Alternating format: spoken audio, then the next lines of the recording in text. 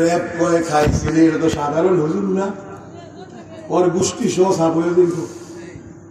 আরেকবার উপরের থেকে অর্ডার আসছে এইরকম সেই রকম বলতে বলতে সাহিত্য সমুদ্র রহমান জজবা এসে বলতেছে ফায়ার কর, তোকে 14 গোষ্ঠী দেখবি কালকে শেষ হয়ে দেবো। ভয়ে ফায়ার বন্ধ হয়ে গেছে।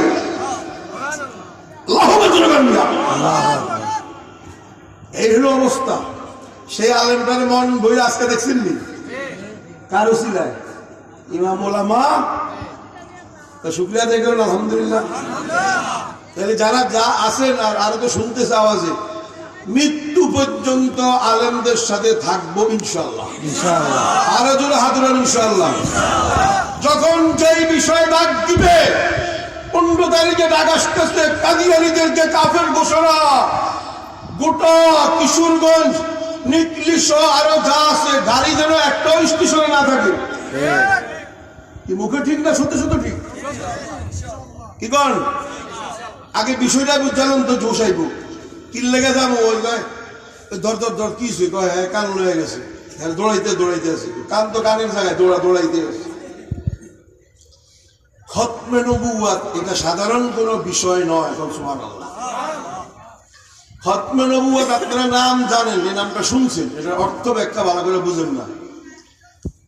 নবীগণ আসার যে দরওয়াজা, একজন নবীর পরে আরেকজন নবী, আরেকজন নবীর পরে আরেকজন নবী, আমাদের নবী মুহাম্মদ সাল্লাল্লাহু আলাইহি ওয়াসাল্লাম আসার সাথে সাথে সেই গেট, সেই দরওয়াজা বন্ধ হয়ে গেছে।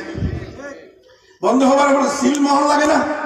এই খতমে নবুয়াত আমাদের নবীজি সিল মোহর, দরওয়াজা বন্ধ হয়ে সিল মোহর লেগে গেছে। কিয়ামত পর্যন্ত আর কোন নবী আসবে না। কেউ যদি নবী দাবি করে সাথে সাথে অকুত্তিলু তাকতিলা, এক কবিরার পাল্লা ফালাই দিতে হবে। মির্জা গোলাম আহমদ কাদিয়ানী, মির্জা বশিরউদ্দিন, আরো যত নসল আছে, আমরা 15 তারিখে যা সরকারের কাছে জানায়া দিব, এদেরকে কাফের ঘোষণা করে দেন। আপনারা যাবেন না ইনশাআল্লাহ?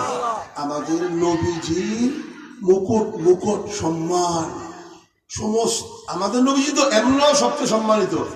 ইমামুল আম্বিয়া এক সম্মান, ইমামুল মুরসালিন সম্মান, সাইয়্যিদুল আম্বিয়া সম্মান, সাইয়্যিদুল কাউনাইন সম্মান, আবার রহমতুল লিল আলামিন সম্মান, আবার খাতামুন নাবিয়িন লাশ মুকুট আমাদের নবীজির বিশেষ সম্মান। সুবহানাল্লাহ। কথা বুঝলেন? এই মুকুট ধরে যদি আরেকজনে টান দেয়, উম্মতেরা কি সহ্য করবে? উদাহরণ দিয়ে বুঝাই, যেটা উদাহরণ দিলে ভালো বুঝবেন। যেমন জিয়াউর রহমান একজন ভালো মানুষ ছিল না বাংলাদেশে, দলের কথা কই না, দলের কথা বলে আবার কবেন হুজুর মনে খাইয়াছে, মানে হ্যাঁ টাকা টুকু খাইয়াছে। ব্যক্তি ব্যক্তি শহীদ প্রেসিডেন্ট জিয়াউর রহমান একটা মানুষ বাধা ছিল না, মারা যাওয়ার সময় ফিরতেছে টাকা পাইছিল জানিও না কিছু, এমন ভাবে বসে রয়েছে, একটা টাকাও তার কিসে পায় নাই। বোঝা গেছে পুরা দেশের জন্য কোরবান করে দিছে। এই লোকটার মুকুট কি? মুকুট এর একটা সম্মান আছে আলাদা। কে বলতে পারবেন বলেন জি? গোটা বাংলাদেশে একটা সম্মান আছে তার, স্বাধীনতার ঘোষক। কারোর কোনো দ্বিমত নাই, উনি ডাইরেক্ট স্বাধীনতার ঘোষণা দিচ্ছে। কথা বুঝুন নাই?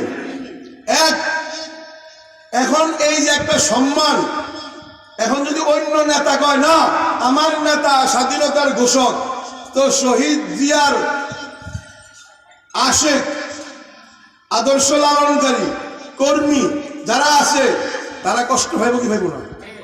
এই বেটা আমার নেতার সম্মান তুই টান দিলি, তা তোর নেতারটা তুই ক, আমার নেতার একটা সম্মান স্বাধীনতার ঘোষক তুই টান দিলি গা এই সম্মান নিয়া। কথা বলছেন না?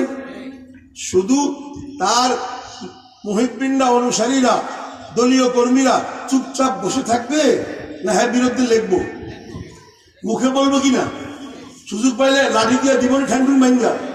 তাহলে এক জিয়া নয়, মিলিয়ন বিলিয়ন ট্রিলিয়ন জিয়ার চেয়েও মুহাম্মদুর রাসূলুল্লাহর সম্মান সবচেয়ে বেশি। সেই নবীর সবচেয়ে সম্মানিত মুকুট ধরে যখন মির্জা গোলাম আহমদ কাদিয়ানী টান দিবে, তার হাত ভেঙে দিতে হবে, কাদিয়ানীদেরকে জিহাদ ঘোষণা করতে হবে। 15 তারিখে যারা যাইবা জানায় যা।